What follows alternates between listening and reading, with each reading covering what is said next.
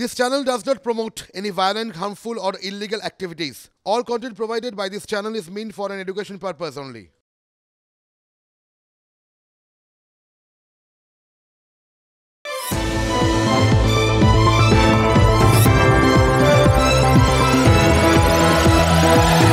Happy new year. আপনাকে সবাইকে এই নববর্ষে শুভেচ্ছা জানাই।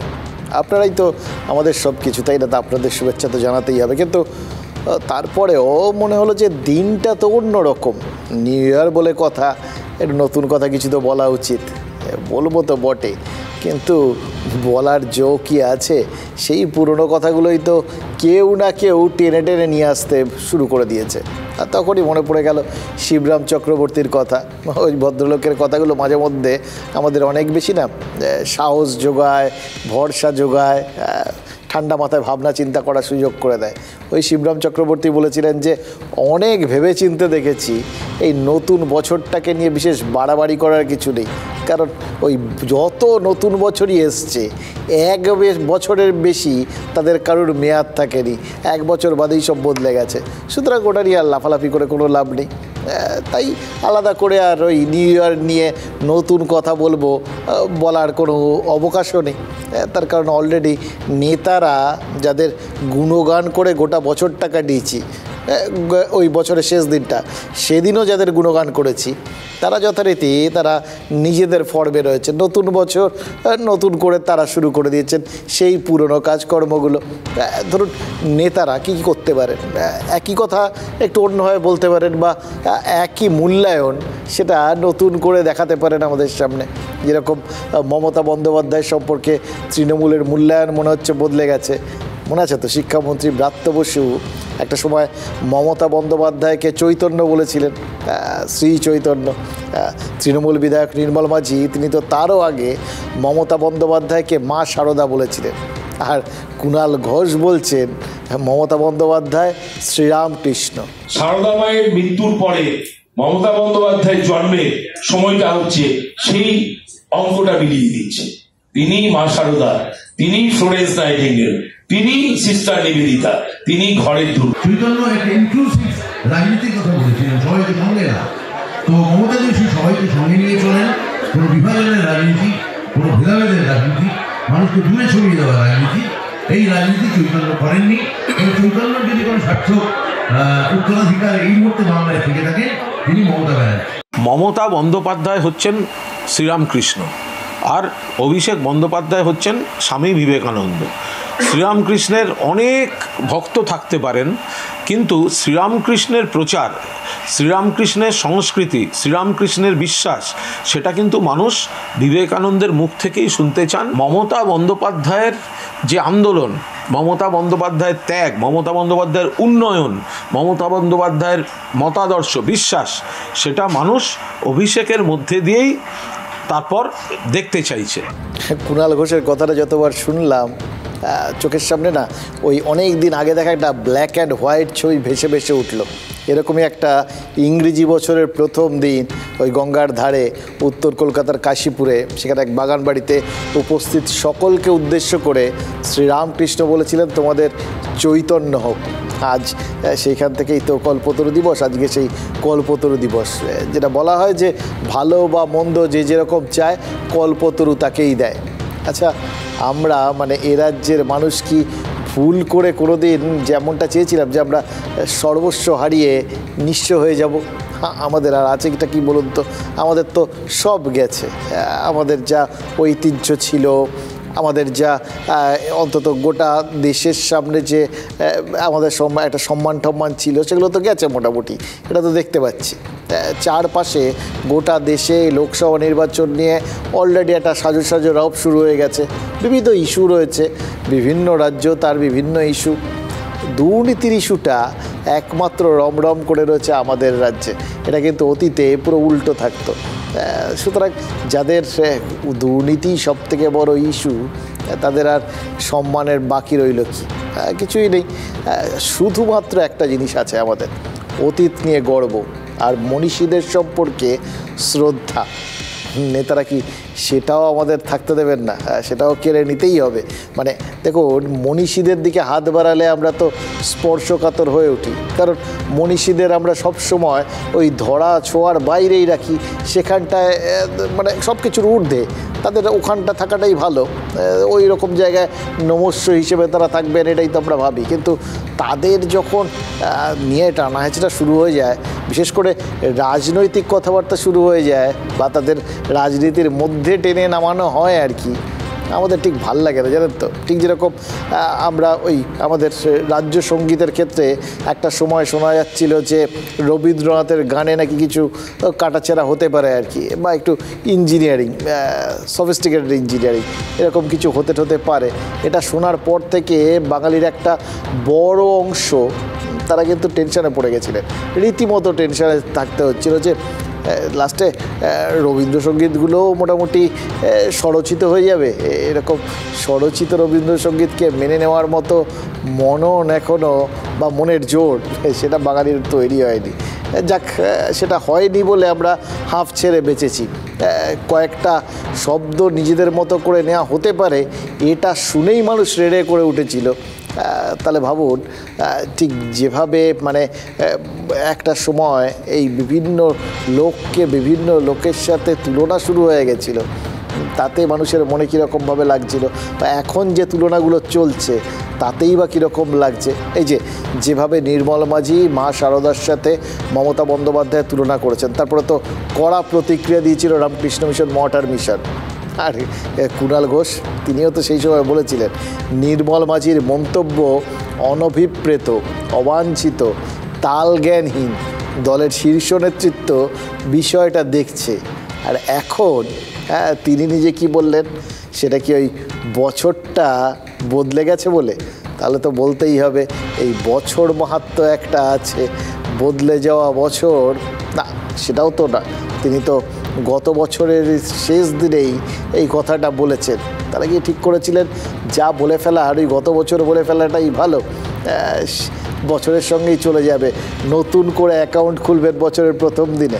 ওই নেতা কোথা থেকে এই অদ্ভুত তথ্য পেলেন এবং কি করে তা প্রকাশ্য সভায় বললেন, তা আমার এবং আমাদের সকলের বুদ্ধির অগম্য। আমরা আমাদের ক্ষোভ ও মর্মবেদনা প্রকাশ করার কোনো উপযুক্ত ভাষা খুঁজে পাচ্ছি না। ফলে নির্মল মাঝির এই বক্তব্য অনভিপ্রেত, অবাঞ্ছিত, তালজ্ঞানহীন, দলের শীর্ষ নেতৃত্ব বিষয়টি দেখছে। অর্থাৎ সেদিন ছিল, এই দিনটা অন্য দিন। দিন বদলালে মানুষের মত বদলায়। নির্মল মাঝি মমতা বন্দ্যোপাধ্যায়ের সঙ্গে মা শারদার তুলনা করায় তাকে তালজ্ঞানহীন বলেছিলেন কুণাল ঘোষ। এবার শারদার মমতা বন্দ্যোপাধ্যায়ের সেই নির্মল তুলনার মাত্র 1.5 বছর পর কুণাল ঘোষই মমতা বন্দ্যোপাধ্যায়কে শ্রীরামকৃষ্ণর সঙ্গে তুলনা করলেন, আর অভিষেক বন্দ্যোপাধ্যায়কে তাকে বললেন বিবেকানন্দ। কুণাল ঘোষ যেভাবে রেফারেন্স টেনেছেন তাতে তো মনে হচ্ছে মমতা বন্দ্যোপাধ্যায় এবং অভিষেক বন্দ্যোপাধ্যায়ের ব্যাপ্তিটা বোঝাতে চেয়েছেন। ছোটোখাটো মানে এতটাই মুগ্ধ এই দুজনের ব্যাপ্তিতে ছোটোখাটো কোনো উদাহরণ পাননি। দেখুন, সেটা হতেই পারে, তার আনুগত্য, তার দেখার চোখ, এই বিষয়ের থেকে ব্যাপারটা হতেই পারে, কিন্তু মা শারদার মধ্যে দেবী রূপ দেখেছিলেন শ্রীরামকৃষ্ণ। তাই মমতা বন্দ্যোপাধ্যায় কি শ্রীরামকৃষ্ণ ভাবলে অভিষেক বন্দ্যোপাধ্যায়ের মধ্যে কুণাল ঘোষ বিবেকানন্দকে দেখতেই পারেন। কিন্তু আমাদের মনে হচ্ছে এভাবে একসঙ্গে দুজনকে নিয়ে বলার মধ্যেও না একটা সূক্ষ্ম রাজনৈতিক মোচড়ও আছে। এর আগে কুণাল ঘোষের মনে হয়েছিল যে বয়স্কদের সরে যাওয়া উচিত, তার মাথায় বয়স্কদের তখন ছেটে ফেলার ভাবনা ছিল, আর তখন থেকেই যাবতীয় বিতর্কের ইন্ধন পাওয়া গেছিল। অভিষেক বন্দ্যোপাধ্যায়ও তখন থেকেই অন্তরালে চলে গেছিলেন, তখন থেকেই মমতা বন্দ্যোপাধ্যায় প্রতি পদে ওই বয়স তত্ত্বকে উড়িয়ে দিয়ে বয়স্কদের এগিয়ে দেওয়ার কাজটা শুরু করেছিলেন। এখন মনে হচ্ছে কুণাল ঘোষেরা যেদিকে চাকাটা ঘোরাতে চাইছিলেন, স্বয়ং তৃণমূল নেত্রী তার উল্টো দিকে চাকাটা ঘোরাতে উদ্যোগী হয়েছিলেন আর কি। মনে আছে যে সেই সময় খেয়াল করে দেখুন, অভিষেক বন্দ্যোপাধ্যায়ের কর্মসূচিতে মমতা বন্দ্যোপাধ্যায়ের ছবি ছিল না, আবার মমতা বন্দ্যোপাধ্যায় নেতাজি ইন্ডোরের সভায় অভিষেকের ছবি ছিল না। কিন্তু তৃণমূলের প্রতিষ্ঠাবার্ষিকী উপলক্ষে অভিষেক যে শুভেচ্ছা বার্তা পাঠিয়েছেন তাতে কিন্তু দুজনেই বিরাজমান। আর তার উপরে কুণাল ঘোষের এই বার্তা, বিবেকানন্দ রামকৃষ্ণকে আমরা নর্মালি জয়েন্ট ইউনিট হিসেবেই দেখে এসেছি। দুজনের মধ্যে সংঘাত বা কে বড় কে ছোট, কে কি করেছেন এই বিষয়গুলো তো মাথায় আসেনি। দুজনেই স্বমহিমায় ভূমিকায় বিরাজমান। সেই বার্তাটাই কি দিতে চেয়েছিলেন কুণাল ঘোষ? কুণাল ঘোষের এমন মনে হওয়া এটা কি কোনো বোধোদয়ের ফল? দেখুন, বিবেকানন্দের মুখ দিয়ে শ্রীরামকৃষ্ণের বাণী প্রচারিত হয়েছিল, কিন্তু নিঃসারিত হয়েছিল শ্রীরামকৃষ্ণের মুখ দিয়েই, এবং তাতে প্রভাবিত লোকের সংখ্যা খুব কম নয়।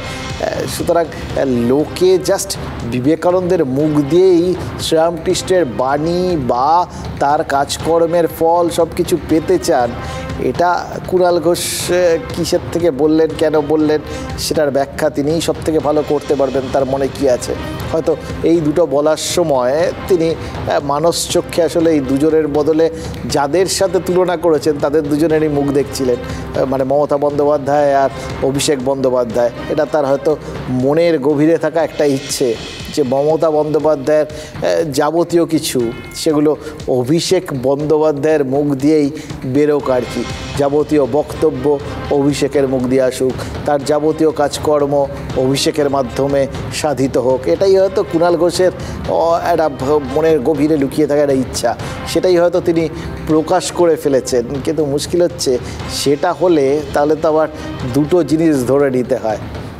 এক, মমতা বন্দ্যোপাধ্যায় আর একা মুখ নন, শুধু তাকে দিয়ে হবে না, কারণ তিনি তার বক্তব্য যদি অভিষেকের মুখ দিয়েই শুনতে চান লোকে, তাহলে মমতা বন্দ্যোপাধ্যায়ের বক্তব্য বা মুখের আলাদা করে কোনো তো গুরুত্ব থাকছে না। আর অভিষেক বন্দ্যোপাধ্যায় তাহলে তো ধরতে হবে তার মুখ দিয়ে শুধু মমতা বন্দ্যোপাধ্যায়ের বক্তব্যই লোকে শুনতে চাইছে, অর্থাৎ অভিষেক এতদিন ধরে যেটা বলে এসছেন সেটার গুরুত্ব থাকছে না। এইগুলো কি বোঝাতে চেয়েছেন কুণাল ঘোষ? দেখুন, এগুলো আমরা জানি না, কার মনে কি আছে তিনিই সব থেকে ভালো ব্যাখ্যা করতে পারবেন। কিন্তু আমাদের বারবার ঘুরে ফিরে না ওই কথাটাই মনে হচ্ছে যে সবার মধ্যেই তো কাউকে না কাউকে দেখছেন, কারুর মুখ দিয়ে অন্য কারুর বক্তব্য নিঃসারিত হচ্ছে এরকমই মনে করছেন। তাহলে কুণাল ঘোষের মুখ দিয়ে কার বাণী নিঃসারিত হচ্ছে বলুন তো?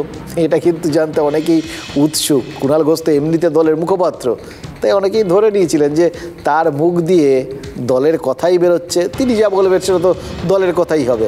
মনে হচ্ছিল যে united we stand, divided we fall, এই কথাটার মানে লোকজন বুঝতে শুরু করেছে। ভুল ভেবেছিলাম। ক্যালেন্ডার বদলে যেতে পারে, কিন্তু নেতাদের মধ্যে মিলমিশ খুঁজতে যাওয়া মুশকিলই নেই, নামুমকিন হ্যায়। নেতা একটা জিনিস বলেছেন, মমতা বন্দ্যোপাধ্যায় হচ্ছে শ্রীরামকৃষ্ণ আর অভিষেক হচ্ছে বিবেকানন্দ।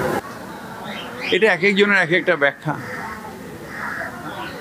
অভিষেক অত্যন্ত ইম্পর্টেন্ট, আমাদের দলের জেনারেল সেক্রেটারি, আর মমতা ব্যানার্জির সর্বময় কর্তা, তার সে আমাদের আদর্শ। সুতরাং এক একজন এক একটা ব্যাখ্যা করে। আমি আবার আরও ওপরে দেখি মমতা বন্দ্যোপাধ্যায়। সবাই নিজের নিজের মতো করে তো দেখতেই পারেন। কুণাল ঘোষ মমতা বন্দ্যোপাধ্যায়কে রামকৃষ্ণ ভাবতে পারেন, ফিরহাদ হাকিম তার থেকেও ওপরে ভাবতে পারেন। কিন্তু মোদ্দা কথা হচ্ছে যে যাই ভাবুন না কেন, মনীষীদের রেফারেন্সে কেন ভাবেন, এটাই শুধু আমাদের মনের প্রশ্ন। কারণ আমাদের চোখে তো মনীষীদের জায়গাটা সব থেকে ওপরে, তাদের সব থেকে বড়ো কথা তাদের জায়গাটা কোথায় এরকম করে আমরা কখনো ভাবি না। আমরা তাদের একটা জায়গায় রেখে দিয়েছি, আমাদের সবার কাছে তারা নমস্য। ওখানটায় আমরা চাই যে তারা আমাদের ওখানে থেকে অনুপ্রাণিত করুন, তাদের দেখে আমরা অনুপ্রাণিত হই। কিন্তু তাদের নিয়ে টানা হ্যাচড়া করব, এটাকে আমরা তো সচরাচর ধৃষ্টতা বলেই মনে করি। আমরা তাদের ওপরে সচরাচর কাউকে ভাবতেও চাই না, ভাবতে পারিও না। অনেকেই তো এরকম জায়গায় আমরা রেখে দিই। ফিরহাদ হাকিম এই মনীষীদের ওপরেই কাউকে কাউকে ঠাঁই দিচ্ছেন, তার কারণটা কি এটা যে মানে দেখুন, আমরা যেটা ভাবি বা এই যে চিন্তাভাবনাগুলো করি বা মনীষীদের সম্পর্কে আমাদের এই যে চিন্তাভাবনা, এইগুলো কি ওই নেতারা জানেন না নাকি? নিশ্চয়ই জানেন। কিন্তু তারপরেও ওই বললাম, ফিরহাদ হাকিম এই যে বললেন যে আরও উপরে হয়তো তিনি দেখেন আর কি। এর কারণ কি? কুণাল ঘোষ আগেভাগেই একটা বেঞ্চমার্ক ঠিক করে দিয়েছেন। মানে কুণাল ঘোষ যাকে ওইভাবে ধরুন রামকৃষ্ণের সমান ভেবেছেন বা যাকে বিবেকানন্দের সমান ভেবেছেন, তারপর তো ফিরহাদ হাকিম যদি তাদের আরও পড়ে দেখতে চান বা তাদের সম্পর্কে বলতে চান, তাকে ফিরহাদ হাকিমও যদি ধরুন মমতা বন্দ্যোপাধ্যায়কে কুণাল ঘোষের মতোই ওই রামকৃষ্ণ ভাবতেন বা অভিষেক বন্দ্যোপাধ্যায়কে বিবেকানন্দ ভাবতেন, তাহলে তো প্রবীণ আর নবীন মানে তৃণমূলের প্রবীণ তৃণমূল আর নব্য তৃণমূলের কোনো মতবিরোধী থাকতো না, মতের মিল হয়ে যেত। সেটা তো হওয়া যাবে না। আচ্ছা, তার মানে সেই জন্যেই কি তিনি ওই মানে ফারাকটা আছে বলেই কি ওই ফিরহাদ হাকিম একটু আরও ওপরে দেখতে চাইলেন এদের? আচ্ছা, তৃণমূল নেতারাই কি তার মানে চাইছেন না যে দলীয় দ্বন্দ্ব নিয়ে কথাবার্তা বন্ধ হোক বা দলের মধ্যেই নবীন এবং প্রবীণের একটা ঐক্য সাধিত হোক? মানে দেখুন, যৌথ পরিবার, জয়েন্ট ফ্যামিলির যে ছবিটা সবাই খুঁজছে, তৃণমূল নেতারা কি সেটাই দেখতে চাইছেন না? ফলে সব মিলিয়ে মিশিয়ে কিন্তু বেশ ইন্টারেস্টিং একটা জায়গায় গোটা ব্যাপারটা গেছে। যাই বলুন, আপনারা অনেক রকম ভাববেন, অনেক রকম বলবেন, কিন্তু খেয়াল করে দেখুন বিষয়টা খুব ইন্টারেস্টিং। এরকম একটা ইন্টারেস্টিং বিষয় দিয়ে বছরটা যদি শুরু করা যায় না, যতই শিবরাম চক্রবর্তী বলুন যে সেই বছরের স্থায়িত্ব 1 বছরের বেশি না, যে কদিনই স্থায়িত্ব থাক, কিন্তু সেই বছরটা যে প্রবল ইন্টারেস্টিং হবে সেটা কিন্তু আজ না বললেই নয়।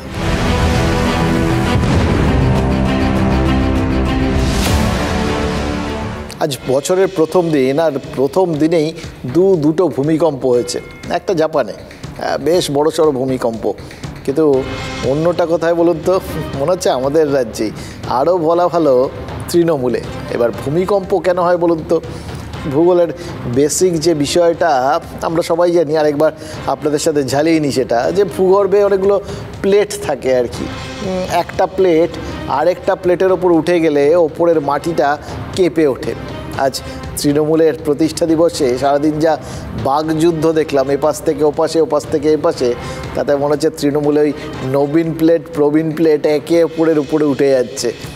তাহলে এই রকম যদি হয় তাহলে তো ভূমিকম্প হবেই, এবং সেটা যদি বেশ জোরালোভাবে হয় তাহলে তো ভূমিকম্পের মাত্রাটাও বেশ জোরালো হবে। শুধু একটা জিনিসই আজকে পরিষ্কার হয়নি, সেটা হচ্ছে কোন প্লেটটা কার ওপরে উঠছে, কিন্তু তৃণমূল ভবন সেটা কি বুঝতে পেরেছে?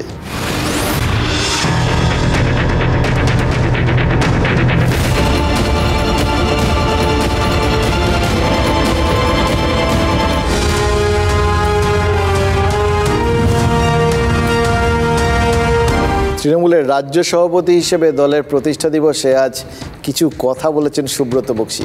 কি বলেছেন সেটা খুব গুরুত্বপূর্ণ। সুব্রত বক্সী বলেছেন যে 2024 লোকসভা ভোটের যে লড়াই, তাতে যদি অভিষেক লড়াই করেন তাহলে আমি নিশ্চিত অভিষেক বন্দ্যোপাধ্যায় পিছিয়ে যাবেন না। কথাগুলো ভালো করে খেয়াল করবেন কি বলছেন, কারণ এখন এই শব্দ বাক্য এই বিষয়গুলো খুব জরুরি হয়ে গেছে বোঝাটা এবং খেয়াল রাখাটা, কারণ এর ওপরেই কিন্তু যে যার মতো খেলে যাচ্ছেন আর কি। সুব্রত বক্সী বলেছেন যে অভিষেক বন্দ্যোপাধ্যায় যদি লড়াই করেন তাহলে মমতা বন্দ্যোপাধ্যায়ের কি ছবিকে সামনে রেখেই লড়াই করবেন। এবার এইগুলোতে আপাত দৃষ্টিতে আপনাদের কি মনে হবে যে অন্য অত কীভাবে গোটা ব্যাপারটাকে সেন্টেন্সটাকে বানানো হয়েছে, কোন শব্দ ব্যবহার করা হয়েছে, তার থেকে যদি আপনি মাথাটা সরিয়ে নেন তাহলে সিম্পল আপনার মনে হবে যে অভিষেক বন্দ্যোপাধ্যায় তিনি তো লোকসভা ভোটে দাঁড়ালে তিনি এগিয়ে থাকবেন, এটাই সুব্রত বক্সী বলেছেন। আর ওইদিকে মমতা বন্দ্যোপাধ্যায়ের ছবি সামনে রেখে তো তৃণমূলের সবাই লড়াই করেন, সুতরাং অভিষেকও করবেন, এটা তার নতুন কথা কী আছে। কিন্তু এবার খেয়াল করে দেখুন, সুব্রত বক্সী যদি কথাটা একবার নয় দুবার উচ্চারণ করেছেন, সঙ্গে বলেছেন অভিষেক বন্দ্যোপাধ্যায় যদি লড়াই করেন পিছিয়ে যাবেন না। পিছিয়ে যাওয়ার কথাটাই বা এলো কেন, আর যদি লড়াই করেন সেই প্রসঙ্গটাই এলো কেন? ইন্টারেস্টিং না? এইবার দেখুন কোথায় এই কথার ভাগগুলো এবং কোথায় কোথায় তার মধ্যে লুকিয়ে থাকা ভাঁজগুলো রয়েছে। পুজোর আগে এর পরেরটা ভাবুন, যদি তিনি লড়াই করেন তাহলে মমতা বন্দ্যোপাধ্যায়ের ছবিকে সামনে রেখেই লড়বেন। মানে কোনোভাবেই তিনি প্রধান মুখ নন। তাকে কথা শেষ পর্যন্ত মমতা বন্দ্যোপাধ্যায়ই থাকবেন, এটা কিন্তু নর্মাল কোর্সে অবভিয়াস। কিন্তু অভিষেকের নামটা করে তাকে মমতা বন্দ্যোপাধ্যায়ের ছবি নিয়ে লড়তে হবে, মানে তার ইমেজে কিছু হবে না, মমতা বন্দ্যোপাধ্যায়ের ইমেজেই এই ভোটের বৈতরণী পার হতে হবে, এটা সবাইকে বুঝিয়ে দিলেন। পুজোর আগে এই সুব্রত বক্সী তো মমতা বন্দ্যোপাধ্যায়কে বলেছিলেন এগিয়ে আসুন, অন্তরালে থাকবেন না, দলের কর্মীরা চাইছে আপনি দলের হাল ধরুন, সক্রিয় ভূমিকা নিন। আচ্ছা, কেন তখন এটা তাকে বলতে হয়েছিল? মানে তিনি তো দলের রাজ্য সভাপতি, তাকে সর্বোচ্চ নেতৃত্বকে বা নেত্রীকে কেন অনুরোধ করতে হয়েছিল যে এগিয়ে আসুন, এটা বলতে হয়েছিল? তিনি তো জানেন যে সেই সময় শারীরিক অসুস্থতার জন্যেই মমতা বন্দ্যোপাধ্যায় কিছুদিন অন্তরালে ছিলেন, সেটুকুনিও কেন তাকে থাকা যাচ্ছিল না, ও এগিয়ে আসতে হবে, এটা কেন বলেছিলেন? আর কেনই বা অভিষেকের কথা বলতে গিয়ে ওই পিছিয়ে থাকার কথাটাও যোগ করতে হয়েছে? মানে পিছিয়ে থাকবেন না এটা বলার মানে কি? মানে পিছিয়ে থাকার একটা সম্ভাবনা আছে আর কি, এরকম একটা বুঝিয়ে দেওয়া। এই প্রশ্নগুলো তুললেই না কি জানেন তো, যেটা হবে আমি জানি, সেটা ওই তৃণমূলের যারা আছেন তাদের মনে হবে যে সংবাদ মাধ্যম তৃণমূলে ভাঙন ধরাতে চাইছে। আমরা কি করলাম বলুন? সুব্রত বক্সী আজ বলেছেন যে যতই চেষ্টা হোক তৃণমূলে ভাঙন ধরানো যাবে না।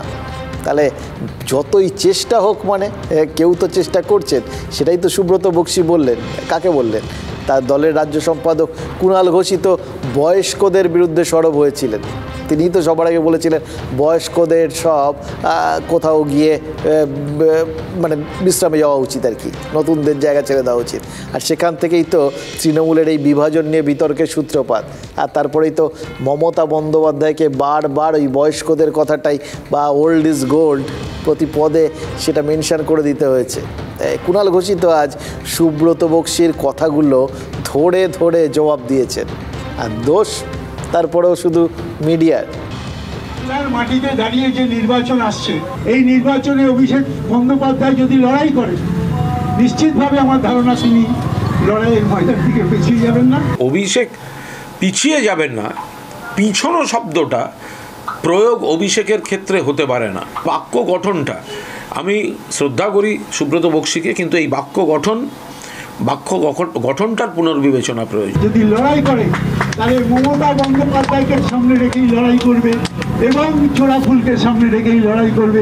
আপনাদের বৃথা চেষ্টা, তৃষ্ণা মেটাবার পাত্রে জল ঢালি, আপনারা চেষ্টা চালিয়ে যান। যদি অভিষেক ব্যানার্জি লড়াই করেন তাহলে মমতা ব্যানার্জিকে সামনে রেখেই লড়াই করবেন। যদি লড়াই করেন, সন্দেহ রয়ে গেল। ঐক্যবদ্ধ নেত্রী যিনি আছেন মমতা বন্দ্যোপাধ্যায়, আমাদের সাধারণ সম্পাদক যিনি আছেন, একত্রিত লড়াই করে বাংলার বুক থেকে বিজেপিকে ঠেকিয়ে দেবে, এই প্রত্যাশা আমাদের আছে। অহেতুক এই ডিভিশনটাকে নিয়ে আসার, আমি শুনেছি পুজোর আগে একবার বলা হয়েছিল, মমতাদিকে বলা হলো হঠাৎ, দিদি আপনি নামুন, সবাই বলছে আপনি হারিয়ে যাচ্ছেন। কেন বলা হবে? কিসের জন্য বলা হবে? মমতা ব্যানার্জি হারিয়ে যান? হতে পারে কখনো? বাংলার মানুষের মনের মণিকোঠায় মমতা ব্যানার্জি। যদি লড়াই করেন, মমতা ব্যানার্জিকে সামনে রেখে লড়াই করবেন, তাহলে মাঝখানে কাকে রাখবেন, ভেতরে কাকে রাখবেন? মোদিজি। আসলে মোদিজির কাছে সব ধরা পড়ে গেছে। দেখলেন তো কীরকম গোটা বিষয়টা সমস্ত দলের নেতারা এই পুরোটা বুঝতে পেরেছেন। মানে তৃণমূলের নেতারা তো বুঝতে পেরেইছেন গোটা ব্যাখ্যাগুলো, তারা বুঝতে পেরেছেন বলেই তো সেগুলো ব্যাখ্যা করে দিলেন। এমনকি সুজন চক্রবর্তী তিনিও বুঝতে পেরে গেছেন। মানে দুটো ভিন্ন যুযুধান দল, তাদের নেতারা একই রকম মোটামুটি বুঝেছেন। তাহলে আমাদের বোঝার মধ্যে বোধহয় ভুল নেই, আমরা যেটা বলছি সেটাও ওই ঠিকই বুঝেছি আর কি, এইটুকুনি বুঝতে পেরেছি। মানে নেতারা সার্টিফাই করে দিলে না, বুঝতে পারে যে যা বুঝছি ঠিক বুঝছি। এই যে রাজ্য সভাপতি বলেছেন তৃণমূলে ভাঙন ধরানোর চেষ্টা যারা করছেন সফল হবেন না, আর তৃণমূলের রাজ্য সম্পাদক রাজ্য সভাপতির নাম করে বলছেন যে এর থেকেই বিভাজনের শুরু, সুব্রত বক্সীর এই বাক্য গঠন নিয়ে পুনর্বিবেচনা করা উচিত। সেখান থেকেই তো বুঝতে পারছি দুজনেই যখন দুজনকে ঠুকছেন, দুজন শীর্ষ পদাধিকারী, একজন রাজ্য সভাপতি আর একজন রাজ্য সাধারণ সম্পাদক, দুজনে যদি দুজনকে ঠোকেন এরকম, দুজনেই আবার তারপরে যা বলেন, তারপরে আবার বলেন যে শ্রদ্ধেয়, এ সমস্ত বলেন টলেন আর কি, তারপর যা বলার বলে দেন আর কি। তো আপাতত কুণাল ঘোষ যে দুটো সমস্যা খুঁজে পেয়েছেন সেই দুটোর কথা একটু বলি। প্রথমত কুণাল ঘোষের আপত্তি, ওই যেটা বলছিলাম অভিষেক পিছিয়ে যাবেন না ওই কথাটা। দ্বিতীয়ত পুজোর আগে কেন বলেছিলেন সুব্রত বক্সী যে দিদি আপনি নামুন, সবাই বলছে আপনি হারিয়ে যাচ্ছেন। কুণাল ঘোষ তো বললেন যে এই সমস্ত কথা বলেই নাকি দলে বিভাজন তৈরি হচ্ছে। তাহলে বিভাজনটা তৈরি করছে কে বুঝতে পারলেন তো? সংবাদ মাধ্যম নাকি অন্য কেউ? তৃণমূল নেতারা এরপরেও বলবেন দলের বাইরে থেকে দলে ভাঙন ধরানোর চেষ্টা হচ্ছে। কুণাল ঘোষ কিন্তু স্পষ্ট বলেছেন মমতা বন্দ্যোপাধ্যায় এবং অভিষেক বন্দ্যোপাধ্যায়ের মধ্যে বিভিন্ন কথাবার্তা দিয়ে অযথা জটিলতা তৈরির চেষ্টা হচ্ছে, মানে জটিলতা তৈরির চেষ্টা হচ্ছে। এবার জটিলতা যদি চেষ্টা হয়, মানে তৈরির চেষ্টা হয়, এবং তার আগে যদি এইভাবে সম্পাদক তিনি সভাপতিকে বেঁধেন আর কি, তাহলে সেই জটিলতা তৈরির চেষ্টাটা অযথা বলা যায় কি?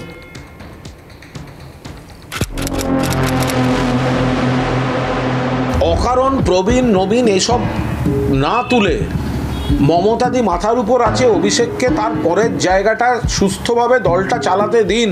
মমতাদি আর অভিষেকের মাঝখানে আমরা ঢুকছি বলে এই গন্ডগোলগুলো বাজছে। আর কয়েকজন হয় দিদির কাছে ভালো সাজা, নয় অভিষেকের কাছে ভালো সাজা, এই করতে গিয়ে জিনিসটা হচ্ছে। অভিষেক ব্যানার্জি কিছু পরামর্শ দিতে চাইছেন, তা আমরা মমতাদি বনাম অভিষেক করব কেন? কেন মাঝখানে কয়েকজন বুক দিয়ে আগলে রাখছেন? কেন অভিষেক বন্দ্যোপাধ্যায় যতখানি গতি নিয়ে একটা আন্দোলনকে তীব্র জায়গায় নিয়ে গেছিলেন সেটা মার খাইয়ে দেওয়া হলো কেন? কি জন্য? প্রত্যেকটা অভিযোগ ছাড়া আর কি, একটু ঠান্ডা মাথায় ভেবে দেখুন তো, তৃণমূলের এই যে অভিষেক এবং মমতা বন্দ্যোপাধ্যায়ের মাঝখানে কে ঢুকছেন? তিনি সদস্য না হলে কার ক্ষমতা আছে বলুন তো মাঝখানে ঢুকে আগলে রাখতে পারেন মমতা বন্দ্যোপাধ্যায়কে? এই কুণাল ঘোষ তারপরের যেটা বোঝালেন, এইটার পার্টটা যদি ধরি তাহলে এটাও তো বুঝিয়ে দিয়েছেন যে এটা বাইরের কারোর জন্যে নয়, সেটা ওই যে দলের মধ্যে নবীন প্রবীণের যে দ্বন্দ্ব যেটাকে বলা হচ্ছে সেটা দলেরই কারো না কারোর কারণে হচ্ছে। এবার দ্বিতীয় যেটা বললেন সেটা তো আরও ভয়ঙ্কর। বললেন যে যখন জোরদার আন্দোলন করছিলেন অভিষেক, তখন কে সেটাকে গতিরোধ করে দিল? এটা যদি বলা হয়, দেখুন দলের মধ্যে দলের কেউ যদি অভিষেকের আন্দোলন, সেটা তো দলেরই আন্দোলন, সেই দলের আন্দোলনটাকে কেউ যদি গতিরোধ করে দেন, এই অভিযোগটা যদি মান্যতা পায়, তাহলে তো ধরতে হবে অন্তর্ঘাতের অভিযোগ করছেন, দলের লোকরাই স্যাবোটেজ করছেন দলের বিরুদ্ধে। তারাই তো অভিষেক তো বলেইছিলেন তিনি দলের হয়ে লড়ছেন, তিনি দলের হয়ে আন্দোলন করছেন। সেই আন্দোলনটা যেটা কুণাল ঘোষ স্পষ্ট করে দিচ্ছেন জোরদার হচ্ছিল, সত্যি তো অভিষেক দিল্লি টিল্লি গেছিলেন, চারপাশে হইচই পড়ে গেছিল, সেই রকম জায়গার থেকে যদি কুণাল ঘোষ মনে করে থাকে সেই আন্দোলনটার গলা টিপিয়ে দেওয়া হয়েছে, থামিয়ে দেওয়া হয়েছে, গতিরোধ করে দেওয়া হয়েছে, তাহলে তো ধরতে হবে কেউ দলবিরোধী কাজই করেছেন।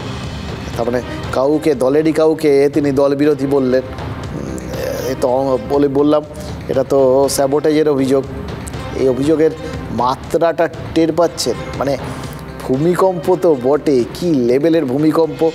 এবার এই চারদিকে যা হচ্ছে তার পরিপ্রেক্ষিতে এটা তো একটা এপিসেন্টার থাকে ভূমিকম্পের একটা, এবার তার শক সেটা তো বিভিন্ন একটা বড় রেডিয়াস জুড়ে ছড়িয়ে পড়ে।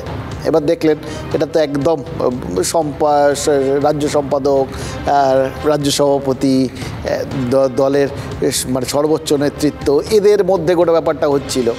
সেখান থেকে কোথায় ছড়াচ্ছে সেটা একটু খেয়াল করে দেখুন।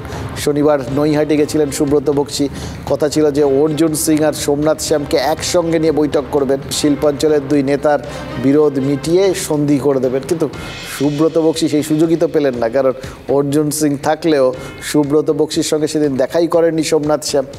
ফলে সন্ধি বিচ্ছেদ যেমনকার তেমনই আছে, বিচ্ছেদ অবস্থাতেই আছে, সন্ধি আর হয়নি। আজ সোমনাথ শ্যাম ফের কিন্তু অর্জুন সিংকে আক্রমণ করেছেন এবং বলেছেন ব্যারাকপুর লোকসভা আসনের দল কাকে টিকিট দেবে সেটা ঠিক করবেন মমতা বন্দ্যোপাধ্যায় এবং অভিষেক বন্দ্যোপাধ্যায়। তৃণমূলের প্রার্থীপদ চূড়ান্ত হওয়া এখনও ঢের দেরি আছে। এখনও তো লোকসভা ভোটের তারিখই ঘোষণা হয়নি। কাজিয়া আজ যে এই রকম ওই যে বললাম না সন্ধির একটা উদ্যোগ সেটা তো জলে গেল, বোঝাই যাচ্ছে। আরেকটা উদ্যোগ কি শুরু হলো, মানে দেখুন আজকেই তো কালীঘাটে মমতা বন্দ্যোপাধ্যায়ের সাথে 3 ঘন্টা বৈঠক করেছেন অভিষেক বন্দ্যোপাধ্যায়, আবার ফিরহাদ হাকিমও সেখানে ছিলেন। এবার এই দুটো বৈঠক নিশ্চয়ই লোকসভা ভোটে দল কাকে টিকিট দেবে সেই উদ্দেশ্যে নয়, এখনও তো কোনো কিছুর মানে ভোটের ঘন্টাই বাজেনি। তাহলে বৈঠকটা কিসের উদ্দেশ্যে? এখানেও কি ওই বিচ্ছেদ থেকে সন্ধি বিচ্ছেদের বদলে সন্ধিটা কমপ্লিট করার চেষ্টা হচ্ছে? দলের প্রতিষ্ঠা দিবসে সকাল থেকে যা ঠোকাঠুকি লেগেছে সেই ঠোকাঠুকি ঠেকাতেই কি এই বৈঠকটা? গুহা মানবরা পাথরে পাথরে ঠুকে আগুন জ্বালাতে শিখেছিল। আগুনের একটা ফুলকির থেকেই কিন্তু যে কোনো সময় জঙ্গলে দাবানল ছড়িয়ে পড়তো। তৃণমূলের নবীন শিলার প্রবীণ শিলা এই যে ঠোকাঠুকি চলছে তাতে যাতে দাবানল না হয়ে যায় সেজন্যই কি মমতা বন্দ্যোপাধ্যায়ের বৈঠক? শিলা তাচ্ছে বুঝেই কি জল ঢাললেন তৃণমূল নেত্রী, মানে অন্তত জল ঢালার চেষ্টা করলেন। কুণাল ঘোষের অভিযোগ ছিল যে অভিষেক বন্দ্যোপাধ্যায়ের আন্দোলনকে মার খাইয়ে দেওয়া হয়েছে। গত শনিবারই আপনাদের বলেছিলাম কেন্দ্রীয় বঞ্চনার বিরুদ্ধে আন্দোলনের আরও চড়া সুরে আন্দোলনটাকে বাঁধতে চেয়েছিলেন অভিষেক বন্দ্যোপাধ্যায়। সেটা হয়নি বলে তো তিনি অনেকটা অভিমান করেছেন, নিজেকে সরিয়ে রেখেছেন। এটা তো ঘনিষ্ঠ মহলে দলের যে নেতারা তার সাথে দেখা করতে গেছিলেন তাদের নাকি তিনি জানিয়েছিলেন, কিন্তু সেটা তো তার ঘনিষ্ঠ নেতারা নবীন গোষ্ঠী। আর তৃণমূলের প্রবীণ গোষ্ঠীর প্রবীণ সাংসদ সুদীপ বন্দ্যোপাধ্যায় তিনি আজ বলেছেন মমতা বন্দ্যোপাধ্যায় না থাকলে বাংলাকে ছাগলের 3য় সন্তানের মতো ট্রিট করা হবে। তার মানে কি? প্রথম কথা এখান থেকেও তো ওই প্রশ্নটা আসে যে না থাকলে মানেটা কি? এই মুহূর্তে তো না থাকার কোনো সম্ভাবনা নেই নাকি? তার মানে কি তার মনে হচ্ছিল কোনো এরকম সম্ভাবনা তৈরি করার চেষ্টা হচ্ছিল? এবং দ্বিতীয়ত সুদীপ বন্দ্যোপাধ্যায়ের মতো নেতারা কি মনে করেন যে আন্দোলনটায় মমতা বন্দ্যোপাধ্যায় নেতৃত্ব দিচ্ছেন না বা যে আন্দোলনের নেতৃত্বে মমতা বন্দ্যোপাধ্যায় নেই, কেন্দ্রের সরকার তাকে কোনো গুরুত্বই দেয় না? মমতা ব্যানার্জি যেদিন থাকবেন না বাংলা ছাগলের 3 নম্বর বাচ্চা হয়ে গিয়ে মায়ের দুধ খাবার জন্য 5 থেকে 2 পাবে কিনা খুব সাবধানে থাকবে। যুবকরাও বলে মমতা বন্দ্যোপাধ্যায় এগিয়ে চলো, আমরা তোমার সাথে আছি। আর আমাদের মতন বুড়োরাও 65 বছরে বলে মমতা দিয়ে এগিয়ে চলো, আমরা তোমার সাথে। আমাদের মধ্যে কোনো ভেদাভেদ নেই, চাটার পাটার চমট চমট বেরোয় আলাদা। আজকে মমতাদি মুখ্যমন্ত্রী, একটা সুদূর ভবিষ্যৎ আসবে যখন মমতাদি আশীর্বাদ করবেন আর অভিষেক বন্দ্যোপাধ্যায় মুখ্যমন্ত্রীত্বের শপথ নেবেন। মূল কংগ্রেস কোনো রাজনীতির দল না, এটা একটা সার্কাস পার্টি। সার্কাস পার্টিতে অনেক ধরনের ক্লাউন থাকে, জোকার থাকে, এক একজন এক এক রকমের জোকারগিরি করে মনোরঞ্জন দেবার চেষ্টা করছে, আর সেই ফাঁকে যে যা লুঠের রাজনীতি, লুঠের কারবার বহাল রাখছে। ভাবুন একই অঙ্গে কত রূপ, মানে একই দলের তো বিভিন্ন নেতা, তাদের এক একজনের বক্তব্যগুলো খেয়াল করে দেখুন। একদিকে বলছেন সবাই এক হয়ে এগিয়ে যাবেন, আবার আরেক দিকে তার সঙ্গে সঙ্গে এই গোটা বিষয়টায় খানিকটা করে একটা প্রশ্ন বা খানিকটা একটা চিন্তাভাবনার রসদ কীরকম করে গুঁজে দেওয়া হচ্ছে। হয়তো শুনলেন লাস্ট কুণাল ঘোষের যে বক্তব্যটা, যে একটা সময় আসবে যখন মমতা বন্দ্যোপাধ্যায় আশীর্বাদ করবেন আর অভিষেক বন্দ্যোপাধ্যায় মুখ্যমন্ত্রীর পদে শপথ নেবেন।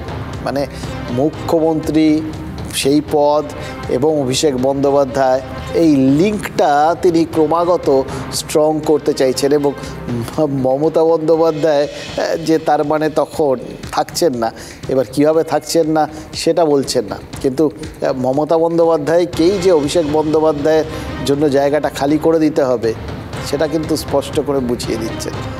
তাই জন্যই বোধহয় সুজন চক্রবর্তী একটু বেশি সরলীকৃত করে ফেলেছেন, এত সহজ সরলভাবে বলে দিচ্ছেন তো তৃণমূলের নেতারা, তাই জন্য তারও সরলীকরণটা একটু বেশি সহজ সরল হয়ে গেছে আর কি। দেখুন সত্যি কি ব্যাপারটা সেরকম? চারপাশে যা বললেন সার্কাস সেটা তো তাতে মনোরঞ্জন হয়, এটা ঠিক কথা, কিন্তু সার্কাস দেখতে গিয়ে কি লোকের সর্বস্বান্ত হয়? ভেবে দেখুন তো, বহু ছেলে মেয়ে তো ঘটি বাটি পর্যন্ত বিক্রি করে পড়াশুনো শিখেছে, চাকরির পরীক্ষা দিয়েছে, কিন্তু চাকরি পায়নি। আরও বহু গরিব ঘরের ছেলে মেয়ে তারা আবার ওই ঘটি বাটি বিক্রি করে কারুর না কারুর ফাঁদে পা দিয়ে, হয়তো জমি বন্ধক রেখে বাড়িঘর বিক্রি করে টাকা পয়সা দিয়ে একটা চাকরি পেয়েছিল, সে চাকরিটাও যাওয়ার উপক্রম হয়েছে। তাদেরও তো আমও গেল, ছালাও গেল অবস্থা। তাহলে যেখানে এত কিছু যায়, সর্বস্ব চলে যায়, সেখানে মনোরঞ্জন কী করে হয় বলুন তো? নাকি কেউ কেউ স্যাডিস্টিক প্লেজার পান, রাজনৈতিক নেতারা, তারা যে কিসে আনন্দ পান আমরা জানি না। হতেই পারে যদি এর থেকে কেউ আনন্দ পান তাহলে ওই বলতে হবে তাকে স্যাডিস্টিক প্লেজার ছাড়া আর কিছু বলার নেই আমাদের। যে দুর্নীতির অভিযোগ, সেটা তৃণমূলকে যেটা সব থেকে বেশি বিব্রত করেছে সেটা তো ওই শিক্ষা নিয়োগ। এটা তো আমরা দেখেছি। পার্থ চট্টোপাধ্যায়ের বাড়ি বান্ধবী ওই অর্পিতা মুখোপাধ্যায়ের ফ্ল্যাট থেকে যেদিন ওই নগদ টাকা উদ্ধার হলো, সেই দিন থেকেই তো এই বিব্রত হওয়া শুরু। সেই সময় তো পার্থ চট্টোপাধ্যায়কে সাসপেন্ড করতে বাধ্য হয়েছিল দল।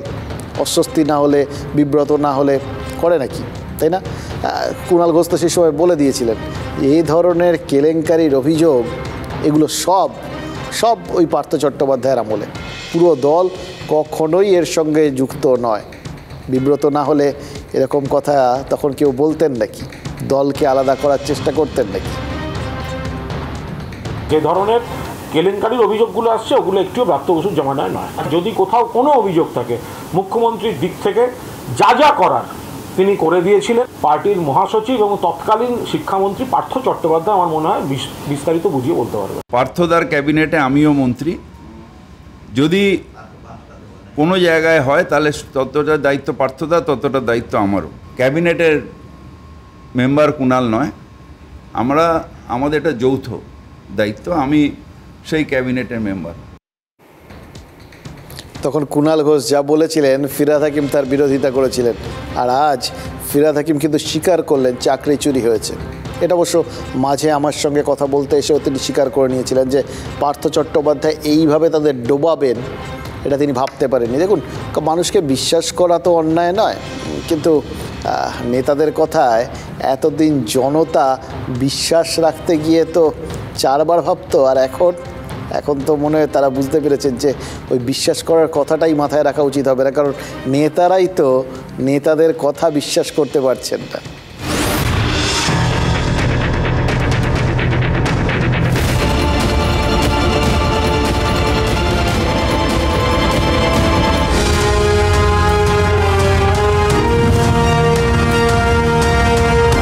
আজ পুরমন্ত্রী বলেছেন যে কিছু মানুষ নিশ্চিতভাবেই অন্যায় করেছে, স্বীকার করে নিচ্ছেন।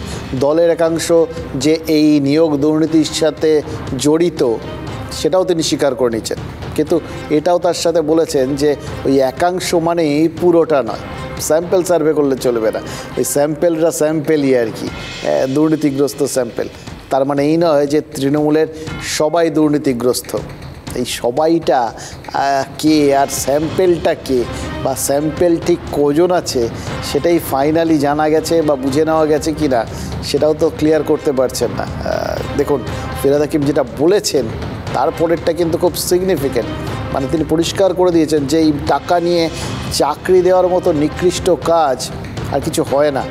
এটা তো আমরাও বলছিলাম এতদিন। নেতারা আমাদের কথাগুলো একটু দেরিতে শোনেন, দেরিতে বোঝেন। আজকে ফিরহাদ হাকিম অন্তত আমাদের সাথে সহমত হলেন, বললেন যে যারা এরভাবে টাকা নিয়ে চাকরি দিয়েছেন, এরকম কাজ করার থেকে মায়ের শরীর থেকে মাংস কেটে খাওয়াটা তিনি অনেক শ্রেয় মনে করেন। মানে একটা ভয়ঙ্কর উদাহরণ দিয়েছেন, এই উদাহরণের মধ্যে যাচ্ছি না, কিন্তু তার কাছে গোটা বিষয়টা অত্যন্ত গর্হিত লেগেছে। মানে এইভাবে চাকরি চুরিটা আর কি, সেটা তিনি প্রমাণ করে দিয়েছেন। কিন্তু মুশকিল হচ্ছে সে কথা শুনে কুণাল ঘোষ তো আবার প্রবীণ তৃণমূল নেতাকে ঠেস দিয়ে বসে আছেন। ফিরহাদ হাকিম যে প্রাক্তন শিক্ষামন্ত্রীর পাশে দাঁড়িয়েছিলেন সে কথা তার মানে কুণাল ঘোষ কিছুতেই ভুলতে পারছেন না, নাকি ভুলতে দিচ্ছেন না।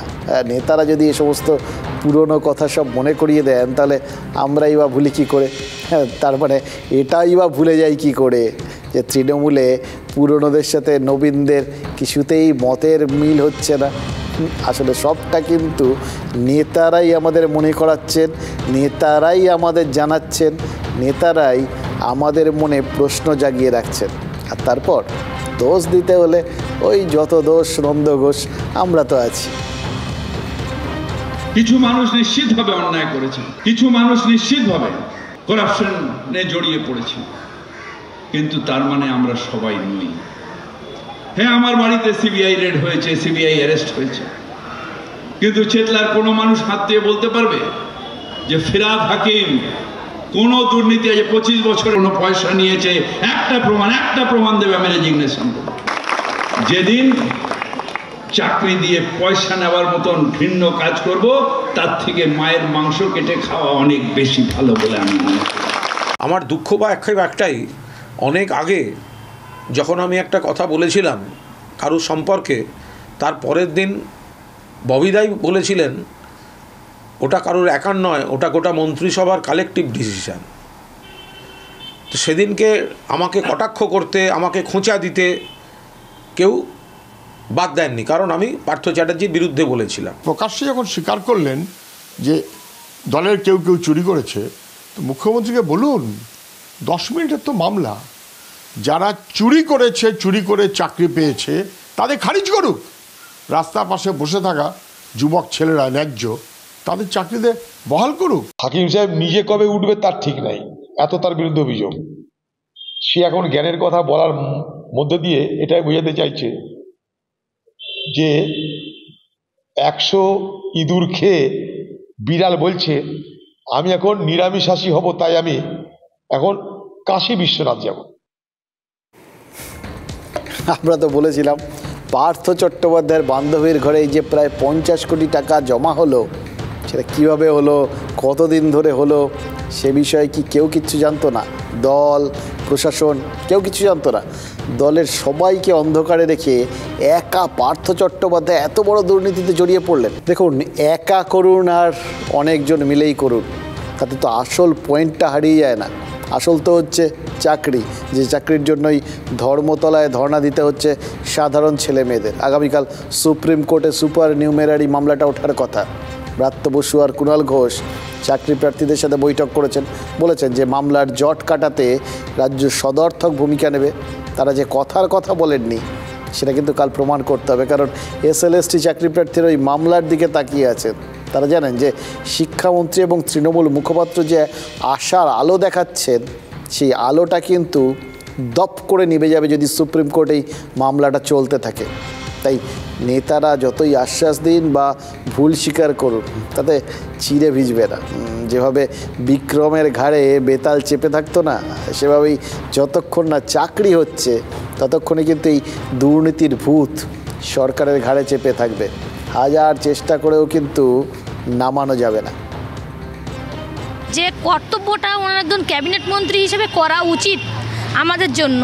আজ এই নতুন বছরে আমার ছেলেটা সকালবেলা বলছে, মা সবাই তো ঘুরতে যায়, আমাকে ঘুরতে নিয়ে যাবে না। বলছি বাবা আজকে তো মঞ্চে যেতেই হবে। এর আগেও কুণাল ঘোষ তিনিও বলেছিলেন যে পাপ হয়েছে তার জন্য প্রায়শ্চিত্ত অবশ্যই করতে হবে।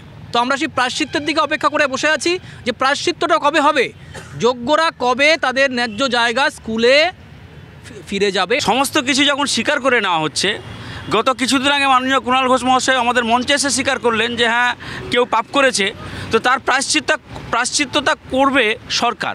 তো এই প্রায়শ্চিত্তটা কবে হচ্ছে? যে বোধধারাটা ওনার এতদিন পরে হচ্ছে, এটা অনেক দেরি হয়ে গেছে। 1000 দিন ধরে আমরা রাস্তায় বসে আছি, আর যেন দেরি না হয়। আমরা চাইছি যে এই স্বীকারোক্তি পর্ব চলতে থাকুক, কিন্তু তার সাথে আমাদের নিয়োগটা যেন অতি দ্রুত সম্পন্ন হয়। 13টা গরু, 10টা বাছুর, দিল্লিতে ফ্ল্যাট, একটা গাড়ি, মোট 1,64,00,000 টাকা।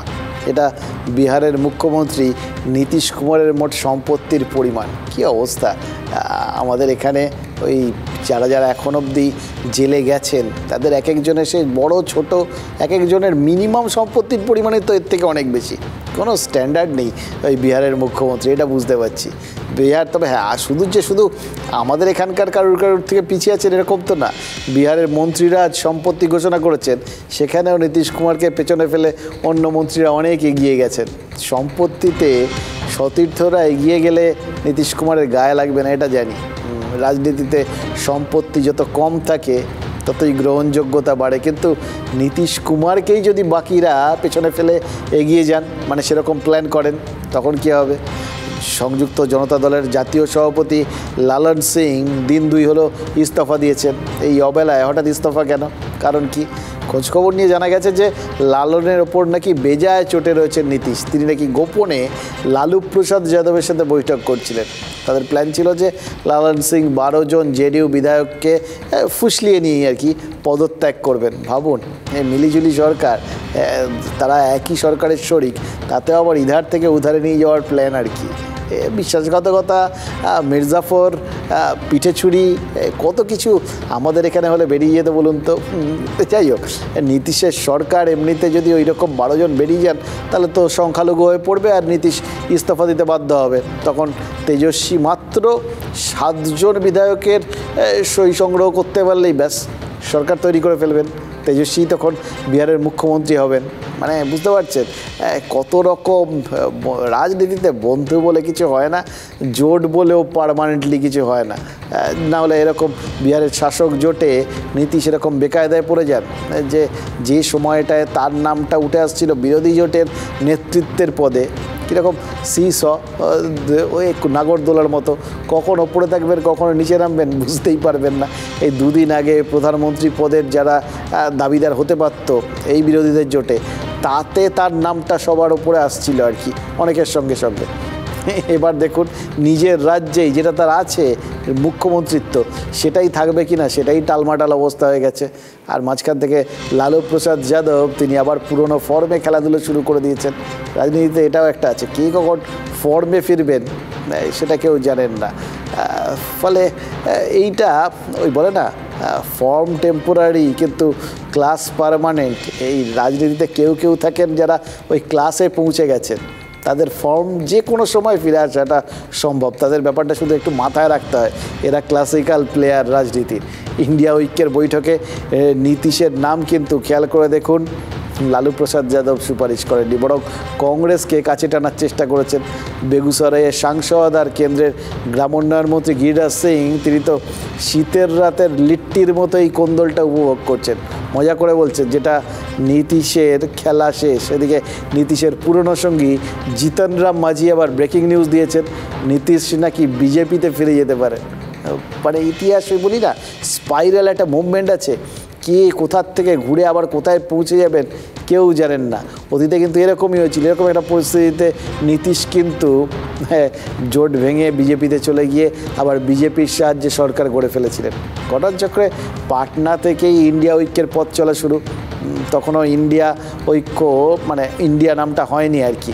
বছর ঘুরতে না ঘুরতে সেই বিহারে জোট সঙ্গীদের মধ্যেই কোন্দল। তাহলে কি আমরা এটা মানে ধরে নিতে পারি যেখানেই জোটের ভিতটা খোঁড়া হয়েছে সেখানেই সেই মাটি হঠাৎ নরম হয়ে গেছে? শিকড়ে পোকা ধরলে মগ ডালে ফল হবে কি করে? মমতা বন্দ্যোপাধ্যায় এই জোটের দিল্লি বৈঠকে একটা ডেডলাইন দিয়েছিলেন, 31শে ডিসেম্বরের মধ্যে আসন সমঝোতা শেষ করে ফেলতে হবে। সেই লাইনটাই তো ডেড হয়ে গেছে। আজ 1 জানুয়ারি, জোট বা ওই আসন সমঝোতার দিন ঘোষণা বা ফাইনালাইজ কিচ্ছু হয়নি।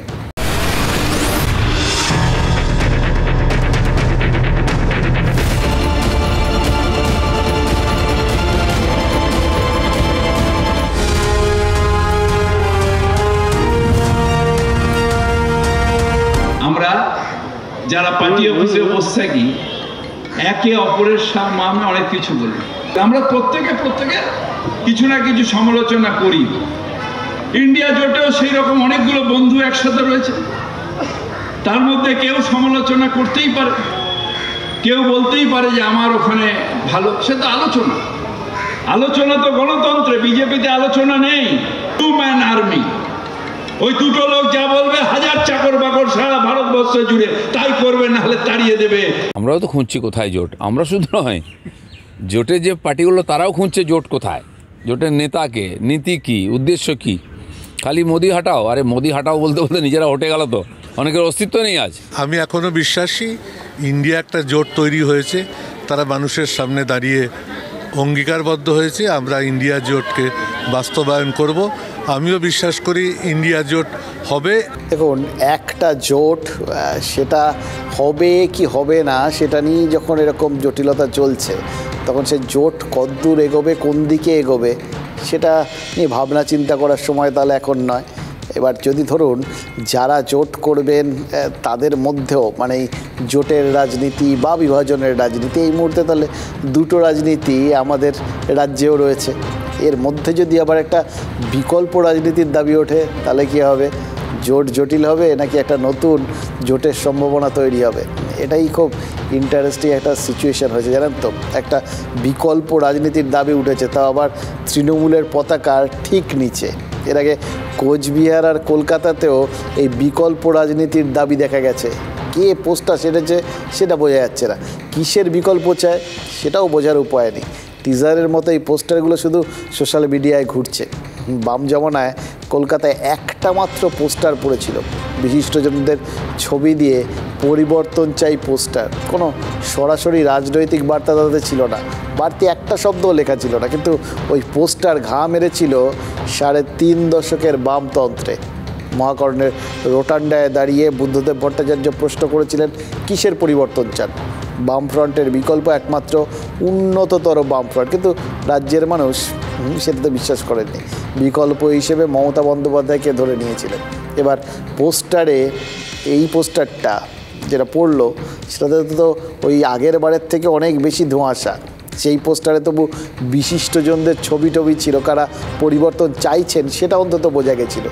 এখানে কারা চাইছেন সেটাও তো বোঝার উপায় নেই, কী চাইছেন সেটাই বা বোঝে কার সাধ্য? বিকল্প বলতে কার বিকল্প? শুধু বিকল্প বললে না হয় হতো, এটা কিছু ধারণা করে নেওয়া যেত। বামেদের সরাতে পরিবর্তনের দাবি জানানো হয়েছিল, আজ মমতা বন্দ্যোপাধ্যায়ের বিকল্প নিশ্চয়ই কেউ চাইছে, এটা ধরে নেওয়া যেত। কিন্তু বিকল্প রাজনীতি বলতে কি বোঝানো হয়েছে? এককালে মাওবাদীরা বলতো তারা বিকল্প রাজনীতি চায়, সংসদীয় গণতন্ত্র প্রহসন, কিন্তু সকলে তো এখন একই মাঠে খেলছেন। মমতা, শুভেন্দু, সুকান্ত, সেলিম, অধীর, নওশাদ প্রত্যেকেই তো সংসদীয় রাজনীতির সংসদীয় রাজনীতির অংশও বটেন। তাহলে এর মধ্যে থেকেই তো কোনো কিছু এটা হওয়ার সম্ভাবনা। জোট বেজোট সবই তো এর মধ্যে থেকেই হয়, এই সংসদীয় রাজনীতির প্ল্যাটফর্মেই হয়। তাহলে বিকল্প রাজনীতিটা কি? এবার ভাবুন, যারা বিকল্প রাজনীতির কথা ভেবেছে করে নিজেদের মুখটা পর্যন্ত দেখাতে পারছে না, বা এখন পর্যন্ত অন্তত তার দাবিদার হতে পারছে না, বুকবাজি বলতে পারছে না যে আমি দেবো বিকল্প রাজনীতি। তাহলে তারা এটা কি বিজ্ঞাপনী প্রচার নাকি? আগে টিজ করে দেওয়া হলো। রাজনীতিকেও মোটামুটি আজকাল পণ্য বানিয়ে ফেলেছেন লোকজন, তো সেই জন্যই হয়তো এরকম টিজ হচ্ছে আর কি। যাই হোক, তবে হ্যাঁ, এই বিকল্প ব্যাপারটা রাজনীতিটা আমি ছেড়ে দিলাম, বিকল্প ব্যাপারটা কিন্তু এখন বেশ ইন্টারেস্টিং জায়গায় আছে। কে কার বিকল্প হবে এই শুনলেন তো, শুরুর থেকে এখন পর্যন্ত তৃণমূলের নেতৃত্বে কে কার বিকল্প সেইটারই তো মীমাংসা হলো না। অভিষেক বন্দ্যোপাধ্যায় মমতা বন্দ্যোপাধ্যায়ের না, মমতা বন্দ্যোপাধ্যায় আপাতত বিকল্পের ধার ধারছেন না, কিছুই বুঝলাম না। চলছে এখনও, এটা চলবে ধারাবাহিকের মতো আর কি, লম্বা ধারাবাহিকের মতো। কিন্তু নওশাদ সিদ্দিকী তিনি আবার ডায়মন্ড হারবারে অভিষেক বন্দ্যোপাধ্যায়ের বিকল্প হবেন বলে ঘোষণা করে দিয়ে বসে আছে। আইএসএফ আরও কয়েকটা আসনে তৃণমূল প্রার্থীর বিকল্প হতে চায়, তবে আইএসএফের পোস্টারের কালার কম্বিনেশন সেটা নিশ্চিতভাবেই এরকম হবে না। ইদানিং রাজনীতিতে যদিও এই কম্বিনেশন নিয়েই যত রকম গণ্ডগোল, জানেন তো।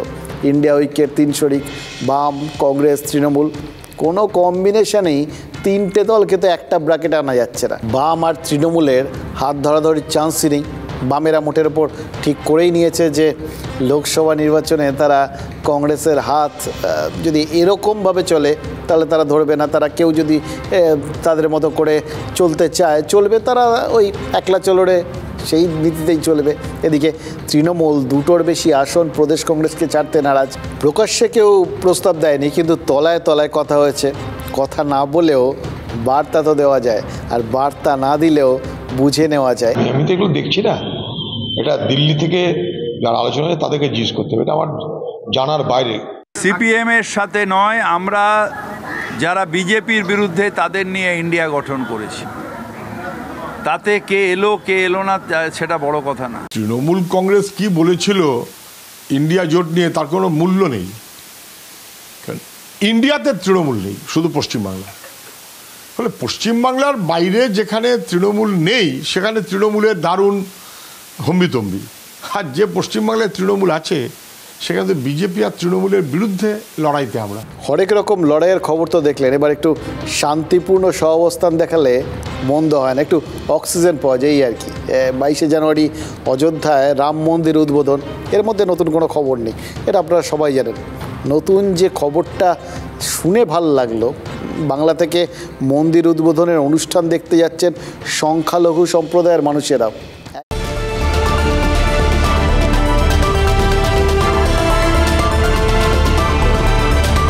जय श्री राम दोस्तों, मेरा नाम है शबनम शेख। मैं मुंबई टू अयोध्या जाती हूँ पैदल यात्रा करती। সোশ্যাল মিডিয়ায় ঝড় তুলেছেন মুম্বাইয়ের শবনম শেখ। মুম্বাই থেকে অযোধ্যা হাঁটতে হাঁটতে এগোচ্ছেন শবনম। যাচ্ছেন কোথায়? কোথায় আর রাম মন্দিরে, রামলালা দর্শনে। অবাক হচ্ছেন শবনম কি বলছেন শুনুন। राम भगवान को मानने के लिए हिंदू होना जरूरी नहीं है, उनको मानने के लिए दिल अच्छा होना चाहिए, एक अच्छा इंसान होना चाहिए और दिल में जज्बा होना चाहिए, बस। जय श्री राम। এর চেয়ে বড় সাম্প্রদায়িক সম্প্রীতির নিদর্শন আর কিছু হতে পারে কি? এমন নজির এই বাংলাতেও। রাম মন্দিরের উদ্বোধনের আগে দেশের প্রান্তে প্রান্তে অক্ষত চাল কলস যাত্রা চলছে। রবিবার তেমনই একটি কলস যাত্রা ছিল মালদার মানিকচকে। মিছিলে হাজির আব্দুল সালাম শেখ জিয়াউদ্দিনরা। ভালোই লাগে, সম্প্রীতি বজায় রাখছে, সকলেই মিলে আমরা এটা প্রোগ্রাম যেটা নিয়েছি সেই প্রোগ্রামে আমরা উৎসাহিত এবং সম্প্রীতি বজায় থাকবে, এর জন্য আমরা এই পদযাত্রায় অংশগ্রহণ করেছি। সুপ্রিম কোর্ট যেটা রায় দিয়েছে সেই রাজের ভিত্তিতে অযোধ্যায় যেটা রাম মন্দির হচ্ছে সবাই খুশি। আমাদের মাইনরিটিকেও জায়গা দিয়েছে, সেখানেও মসজিদ হবে। আমরা সব ধর্মের মানুষ, সব মিলিতভাবে আমরা মানে আমাদের নিজের নিজের ধর্মকে সবাই সম্মান রেখে আমরা আজকে মানে সুপ্রিম কোর্টের রায়কে স্বাগত জানাচ্ছি। শুধু কলস যাত্রায় নয়, যাবেন অযোধ্যাতেও। অযোধ্যায় যাব, আমরা পরিকল্পনা নিয়েছি, আমরা অযোধ্যা যাব। মাইনরিটি, দক্ষিণ মালদার মাইনরিটি অযোধ্যা যাবে, এটা পরিকল্পনা গ্রহণ করেছি। সংখ্যালঘু সম্প্রদায়ের প্রতিনিধিরাও সামিল হওয়ায় খুশি সবাই। যে তারা নিজের ধর্মের প্রতি যেরকম শ্রদ্ধাশীল আছে, অপর ধর্মের প্রতি আস্থাশীল আছে, ও নিজের অন্য ধর্মের প্রতি শ্রদ্ধাশীল। এই সমভাবাপন্ন মাইনরিটি সংখ্যালঘু ভাইদের কৃতজ্ঞতা জানাই, ধন্যবাদ জানাই। বিবিধের মাঝে মিলন মহানের এমন ছবি 24-এ এমনই চমৎকার করতে থাকুক, আশা করাটা অন্যায় কি? দেখুন, রাজনীতিকরা এক একটা ছবি আমাদের এক একটা কারণে দেখান, তাদের উদ্দেশ্য হয়তো অন্যরকম থাকে। আমরা রাজনীতির বাইরে গিয়ে সেই ছবিগুলোকে দেখতে চাই, ওই জন্যই তো অন্য চোখে দেখলাম। এই অন্য চোখে তো দেখতে গিয়ে আমার চোখে একটা জিনিসই ধরা পড়লো। ওই এর আগে আপনাদের বলেছিলাম রাম মন্দিরকে কেন্দ্র করে একটা জায়গায় একটা অর্থনৈতিক পরিবর্তন হয়ে যাবে, এটার একটা সম্ভাবনা তৈরি হয়েছে। দেশের ক্ষেত্রেও সেটা বৈদেশিক মুদ্রা আনতে পারে, কারণ এটা পর্যটন স্থল হয়ে যেতে পারে, এইটা তো দেখতে পাচ্ছিলাম। ঠিক সেইভাবেই এই মানুষগুলো যারা যাচ্ছেন, তারা কেন যাচ্ছেন, কারা নিয়ে যাচ্ছেন, এসবের মধ্যে যাচ্ছি না। আমি শুধু জানছি যে কিছু সংখ্যালঘুও গোটা বিষয়টার মধ্যে একটা অন্যরকম ভাবনা চিন্তা করার অবকাশ পেয়েছেন। আমরা তো এইটাই সবসময় চাই, তাই না, যে মানুষে মানুষে যেন কোনো বিভেদ না থাকে।